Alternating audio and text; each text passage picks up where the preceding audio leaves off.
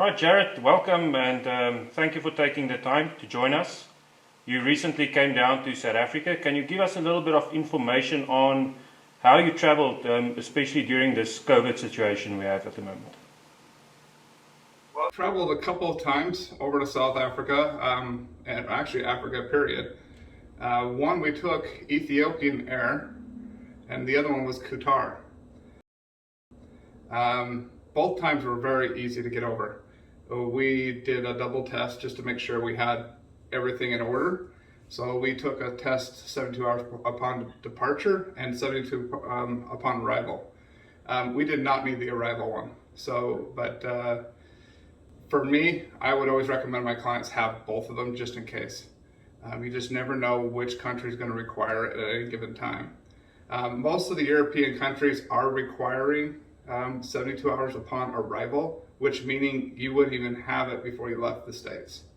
So you would be required to take two. And it has to be the PCR test. You cannot take the rapid test. Rapid tests are generally taken at our Walgreens here in the United States, but they do PCR tests there as well, but just make sure it's PCR. We did a screenshot. I do know in Seattle they're starting to give you a bit of a hassle. They actually want to see the link and a paper document. So just be careful of where you're coming out of, and please reach out to us and ask us any questions. But so we flew to Chicago, and no hassles there. We just showed a screenshot on our phones, and we're able to fly over to a direct flight to Doha, and then Doha to Johannesburg. And we had to show our PCR test in Johannesburg as well. Again, they were wanting to actually see a paper copy, but a screenshot did suffice them. Once you guys picked us up from the airport, it was basically back to normal. So we drove out to your place, had an incredible time, had a great buffalo hunt, a couple of plains game with you. And then when it was time to come back, explain to me what you have set up at your place. All right, Jared, so what we do on our side, once you have arrived, prior to your departure again, let's say you're on a 7 or a 10-day safari, run about 72 hours before you leave. We have an arrangement with our local medical clinic in town, with our house doctor, that they will help us getting the whole group tested. Everything is arranged beforehand. So from camp we can quickly go into town. It's about a 30-35 minutes drive into town to the medical center. They will be waiting for us. We can quickly run everybody through with the tests, and they will print us a hard copy and also send us an online copy within 24 hours. They say up to 48, but in general it takes about 24 hours to get back. So within 48 hours before your departure, you will have the results back in a form of hard copy and also on your phone. Well, you make it really easy. So when I went back, I tried to make it difficult. So I wanted to see it as a consumer side or somebody that didn't have an outfitter that had it set up like you did. So I went to Johannesburg with no test. I flew in about 9 o'clock in the morning, and my next flight was at 6 p.m. I do have connections in Johannesburg that he was able to get me a test within about 3 hours.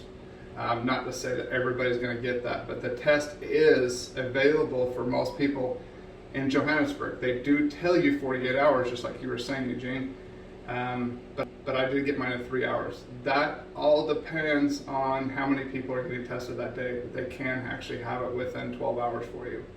So that is a last minute option, but I would not count on it.